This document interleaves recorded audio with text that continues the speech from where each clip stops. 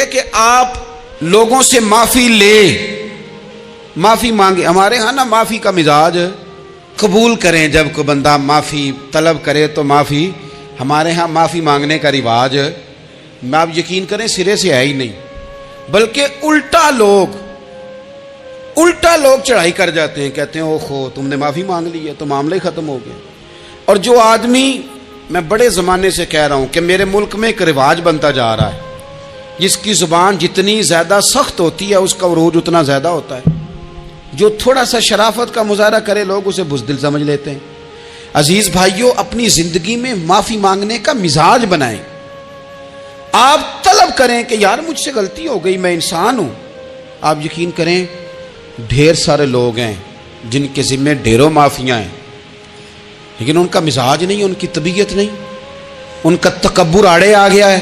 اور میرے نبی پاک صلی اللہ تعالی علیہ وآلہ وسلم نے فرمایا تھا یہیں بدلہ دے دو کسی کا دینا ہے تو، یہیں معافی لے لو یہیں، ورنہ فرمایا یاد رکھنا قیامت کے دن تو اس طرح ہوگا کہ اگر سینگ والی بکری نے بغیر سینگ والی بکری کو مارا ہوگا اسے بھی قیامت میں بدلہ دینا پڑے گا.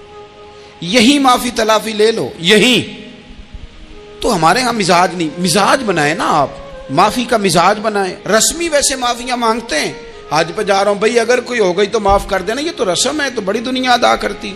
آپ کو پتہ ہے کہاں آپ کو معافی لینی ہے. تو جہاں جہاں اس طرح کے معاملات ہیں وہاں آپ کلیئر کریں. صحیح بخاری میں حدیث ہے حضرت ابو ذر غفاری سے، جب کسی نے کہا کہ آپ نے اسی طرح کے کپڑے خود پہنے ہیں جس طرح کے آپ کے غلام نے پہنے، یہ کیا معاملہ ہے؟ تو فرمانے لگے، اعلانیہ خود بتانے لگے، فرمانے لگے مجھ سے ایک دفعہ غلطی ہو گئی تھی، میں نے ایک غلام کو جھڑک دیا تھا تو نبی پاک نے مجھے تنبیہ فرمائی، تو میں نے اس غلام سے معافی بھی مانگی، اور اس دن سے لے کر آج تک میں جس طرح کا خود لباس پہنتا ہوں اسی طرح کا اپنے غلام کو پہناتا ہوں. تو وہ خود بیان کر رہے ہیں، وہ لوگ اظہار کر رہے ہیں کہ ہم نے یہاں نبی پاک علیہ الصلوۃ والسلام کے تنبیہ کرنے پر ہم نے اپنے غلام سے، خادم سے یا کسی غلام سے معافی مانگی. تو معافی مانگنے سے بندے کا قد کبھی چھوٹا ہوتا ہے؟ میرے نبی پاک علیہ السلام نے فرمایا جو معافی مانگ لے اللہ تو اس کی عزت میں اضافہ کر دیا کرتا ہے. تو اس لیے ایک تو جہاں یہ معاملہ ہے وہاں، اور دوسری جو آیت میں نے تلاوت کی اس میں اللہ کہتا ہے کہ غصہ پی بھی جاؤ، معافی مانگو بھی اور معاف کر بھی دو. والکاظمین الغیظ والعافین عن الناس، فرمایا وہ لوگ جو غصہ پی جاتے ہیں اور لوگوں سے درگزر کرتے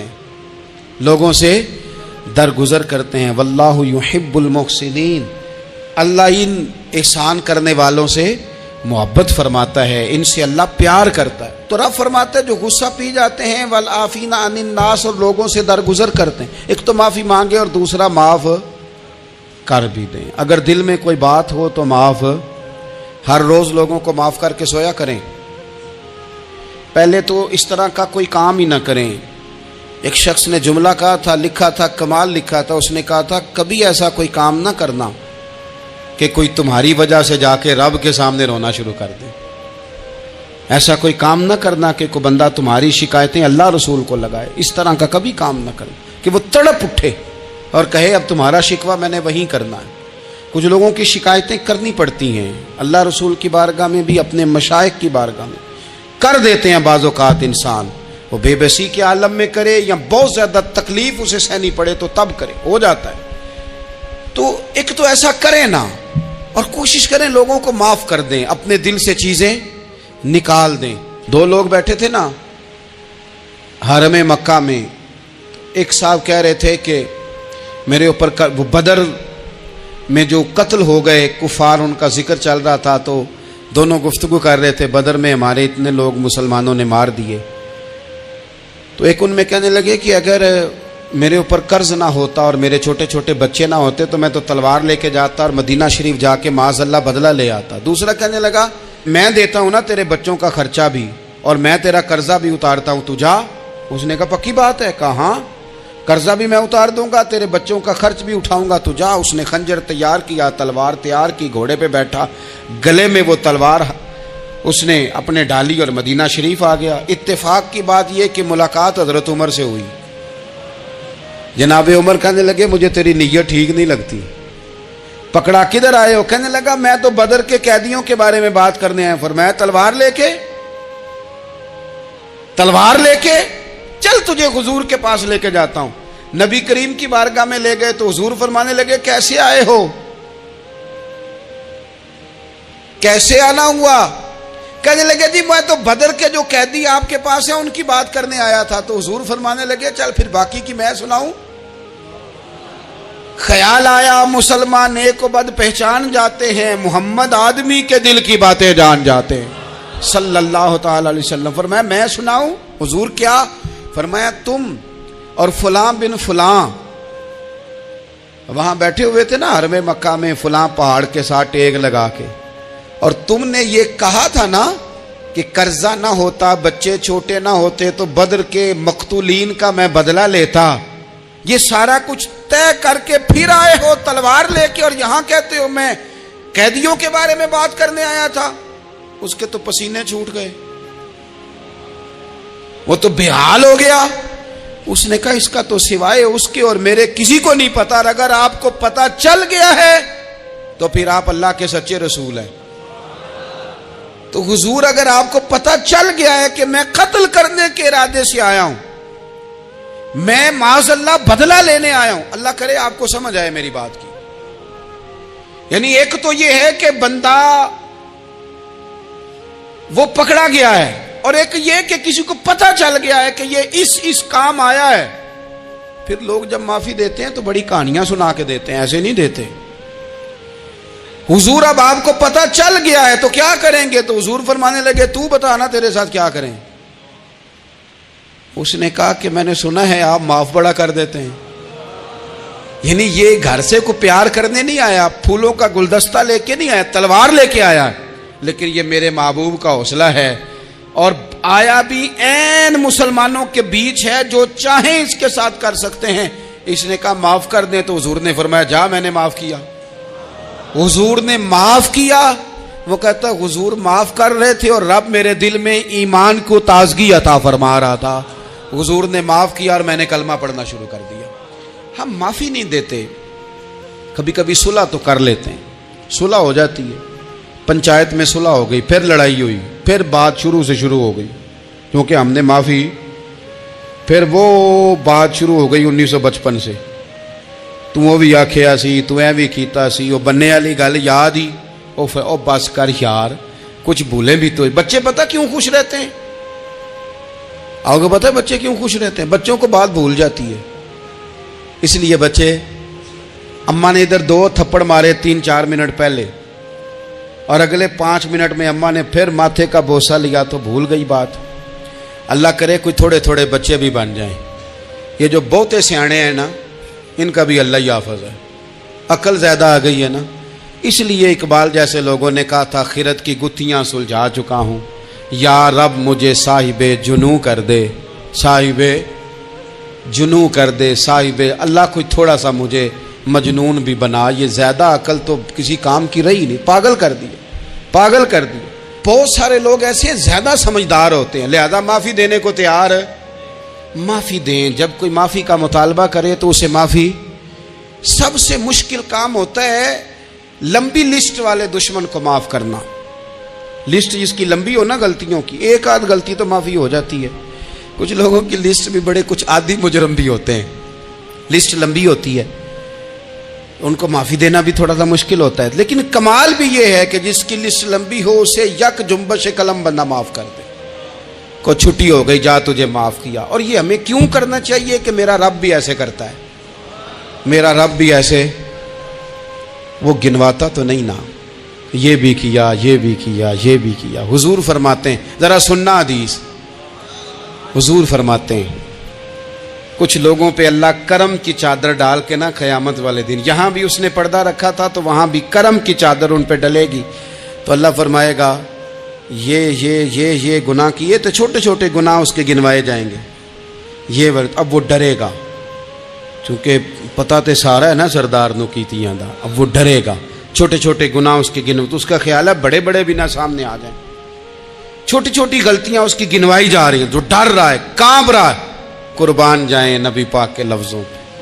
کچھ گلاں اجیاں نے قرآن پاک اجیاں نے, یہ نا میری دادی کہا کرتی تھی, میری اماں کہا کرتی تھی, کچھ کام اجائے نے.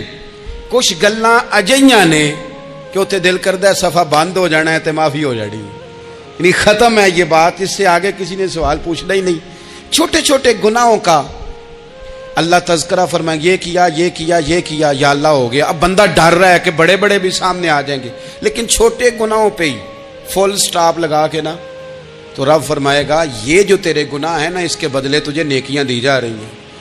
تو نے سچی توبہ کی تھی تو ان گناہوں کو بدل کے نیکیاں بنایا جا رہی ہیں۔ پہلے ڈر رہا تھا، حضور فرماتے ہیں، اب فٹافٹ بول پڑا، کہنے لگا یا اللہ میں نے تو بڑے بڑے بھی کیے ہیں، یعنی اگر چھوٹوں کی نیکیاں بن گئی ہے تو وہ پاپ کدھر ہیں بڑے بڑے، وہ میرے کدھر ہیں۔ کریم یہ بات کر رہے ہیں اور صحابہ رو رہے ہیں، میں نے تو بڑے بڑے بھی کیے ہیں، بڑے بڑے کدھر ہیں۔ اللہ تعالیٰ بندوں کو معاف فرماتا ہے، رب اپنے بندوں کو وہ معاف کرتا ہے۔ اگر اللہ معاف نہ کرے تو جتنے جرم ہمارے رب کو ہمارا پتہ ہے، بتاؤ سویرے روٹی ملے، سانس ملے، شعور قائم رہے، جب مالک اتنا معاف کرتا ہے تو ہم اس کے بندوں کو کیوں نہیں معاف کرتے؟ کر دے معاف۔ پکے لوگ کھڑے تھے، پکے دشمن کھڑے تھے فتح مکہ کے دن حضور کے سامنے، اور کچھ لوگ ایسے ہوتے ہیں جن سے امید نہیں ہوتی، اپنے ہوتے ہیں کہ یہ والا جملہ، اور بندہ کہتا ہے یار تجھے تو نہیں نہ کہنا چاہیے تھا، کوئی اور کہتا مجھے۔ کہتے ہیں، یہ نہ سمجھیں کہ لوگ کہتے نہیں، کہنے والے، یہ بات ہی آپ چھوڑ دیں کہ کوئی آپ کو کچھ کہے گا نہیں، یہ چھوڑ دیں۔ مخلوق تو اس طرح کی بات ڈھونڈ کے لاتی ہے کہ انسان پریشان ہو جاتا ہے کہ یار میں یہ کر سکتا تھا، میں نے کیا نہیں، اور جو میں نے کیا نہیں وہ تو نے میرے کھاتے ڈال دیا ہے۔ ایسے لوگ سامنے کھڑے ہو گئے فتح مکہ کے دن کہ جن کے چہروں سے ان کی زیادتیاں عیاں ہو رہی تھیں، ان کے ظلم چھلک رہے تھے چہروں سے۔ حضور کے سامنے کھڑے ہیں، کانٹے بچھانے والے بھی، روڑے مارنے والے بھی، گلے میں رسیاں ڈال، سارے کھڑے ہیں۔ حضور نے فرمایا بتاؤ تمہارے ساتھ کیا سلوک کروں؟ انہوں نے کہا آپ کریم ہیں، تو حضور نے پتہ کیا کہا؟ قرآن پاک میں ایک سورہ یوسف ہے، کچھ لوگوں کو لفظ یہ قصہ بھی بڑا برا لگتا ہے، تو اللہ فرماتے ہیں نحن نقص علیک احسن القصص، محبوب ہم آپ کو ایک سونا قصہ سنانے لگے ہیں۔ اس کو اللہ نے قصہ کہا، سونا قصہ، سورہ یوسف کو۔ تو سورہ یوسف کیا ہے بھلا؟ ذرا انداز دیکھیے سورہ یوسف کا۔ پہلے حضرت یوسف لاڈلے ہیں باپ کے، لاڈلے، پھر اسی جناب یوسف کے منہ پہ تماچے ہیں، پھر وہی جناب یوسف کنویں میں ہیں، پھر کنویں سے بچ گئے، کنویں میں گرا بھی بندہ کبھی بچتا ہے، بچ گئے، اللہ کی شان ہو تو بچ جاتا ہے، بچ گئے۔ فرماتے ہیں میں نے سمجھا بچ گیا ہوں، جب بچ گیا تو بڑی تکلیف ہوئی۔ بھائیوں نے کہا ہمارا غلام ہے، ہم نے بیچنا ہے، سگے بھائیوں نے بیچا، جو باپ کی طرف سے سگے تھے بیچا۔ فرماتے ہیں میں بکا، اب بڑا پریشان تھا کہ یار کبھی آپ غور کریں نا کسی کا ریٹ لگ جائے۔ فرماتے ہیں اب بڑا پریشان تھا، اور جب میں مصر میں گیا تو میں کونے میں کھڑا ہوں اور لوگ مجھے خرید رہے ہیں۔ محبت میں یہ قصہ سنانا تو آسان ہے کہ بی بی اٹی لے کے آ گئی تھی، پر جو بیکرا ہے اس کا بھی تو حال دیکھو نا کیا ہے، اس کا ریٹ لگ رہا ہے، یہ بھی تو بڑی۔ اور جناب یوسف کہتے ہیں پھر عزیز مصر نے خرید لیا تو بادشاہ کے گھر گیا تو کچھ سکھ کا سانس آیا۔ یہ حضرت یوسف ہیں، یہ لاڈلے ہیں۔ فرماتے ہیں سکھ کا سانس لیا ہی تھا کہ جناب زلیخا نے الزام لگایا، اور وہ غلطی معاذ اللہ جس کا تصور بھی نہیں، اس کی پاداش میں سالوں جیل کاٹا۔ لیکن خدا کی حکمت ہے نا، اللہ کا کرم ہے نا، جس ملک کے وہ قیدی تھے رب نے اسی ملک کا حکمران بھی بنا دیا۔ یہ اللہ کی حکمت ہے نا، تقاضے ہیں نا۔ صبح کے تخت نشین شام کے مجرم ٹھہرے، ہم نے پل بھر میں نصیبوں کو بدلتے دیکھا، وہ جو چاہے جب چاہے کر دے۔ تو جب وہی بھائی مجبور ہو کر سوالی بن کر سامنے آئے ہیں، پتہ کیا ہوتا ہے، بندہ معاف کر دیتا ہے، بہت سارے لوگ معاف کرتے ہیں پر کہانیاں سنا کے، پتہ جے نا ادوں کی آکھیا ساجے، پتہ جے نا ادوں کی کیتا ساجے، پھر پتہ جے نا تسی اے بھی آندے سو، یہ ساری کہانیاں سنا کے لیکن حضرت یوسف کے سامنے کھڑے ہو گئے. جناب یوسف نے بات چھیڑی کوئی نہیں, فرمایا تم سے بات ہی کوئی کرنی, جاؤ تمہیں سارا کچھ معاف کیا. اب جب یہ لوگ مکے والے حضور کے سامنے کھڑے, اس طرح معافی دینی چاہیے. یہ جب سامنے کھڑے ہوئے تو حضور نے فرمایا پتہ تمہارے ساتھ کیا سلوک کرنے والا ہوں؟ کہا حضور نہیں. فرمایا وہی جو جناب یوسف نے بھائیوں کے ساتھ کیا تھا. پچھلا صفحہ پلٹنا ہی کوئی نہیں, جاؤ تمہیں معاف کیا, جاؤ تمہیں معاف کیا, جاؤ تمہیں معاف کیا. اور صرف معاف نہیں کیا, ساتھ عزت بھی دی. سب سے زیادہ مقابلے تو حضرت ابو سفیان نے کیے تھے نا, آخر تک وہ آئے تھے. آج وہ کلمہ پڑھ رہے ہیں, سردار ہیں, کلمہ پڑھ رہے ہیں, تو نبی پاک نے صرف معافی نہیں دی, عزت بھی دی. فرمایا جناب ابو سفیان چونکہ اب مسلمان ہو گئے ہیں, میں سب کو معاف کرتا ہوں, جو اپنا اندر سے دروازہ بند کر لے اسے بھی معاف کرتا ہوں, اور جو ابو سفیان کی حویلی میں آ جائے اسے بھی معاف کر دوں گا. تو ابو سفیان وہ کہتے میں حیران ہی ہو گیا کہ اتنی بڑی بات, معافی بھی دی اور ساتھ عزت بھی دی. تو آج جو سبق آپ کی خدمت میں نے عرض کیا ہے, اس کو آپ امید ہے یاد رکھیں گے. ایک تو یہ کہ معافی مانگ لیں. اگر کسی جگہ ہمارا معافی مانگنا اگر ہم سمجھتے ہیں, ہمارا دل ضمیر گواہی دیتا ہے کہ مجھے معافی مانگنی چاہیے, تو معافی مانگیں. اور دوسرا پھر معافی دیں بھی, اور معافی دیں, سیاسی صلح نہ کریں, معافی دیں تو پھر واقعہ ہی دیں, دل سے دیں. اور آخری بات یہ کہ جس طرح ہم نے لوگوں سے معافی لینی ہے اور معافی دینی ہے, اسی طرح جہاں ہم سے شرعی قباحتیں ہوئی ہیں, اخلاقی کمزوریاں ہوئی ہیں, ایک بات تو اچھی طرح سمجھ لیں کہ نفل پڑھنے سے حقوق العباد نہیں معاف ہوتے, وہ بندے سے معافی مانگنے سے ہی ہوتے. ساری رات کو بندہ تسبیح پڑھے اور کہے کہ میں نے اماں کی نافرمانی کیا تو معافی ہو جائے گی, نہیں, وہ اماں ہی معاف کرے گی تو معافی ہوگی, وہ ابا ہی معاف کرے گا تو پھر ہی معافی ہوگی.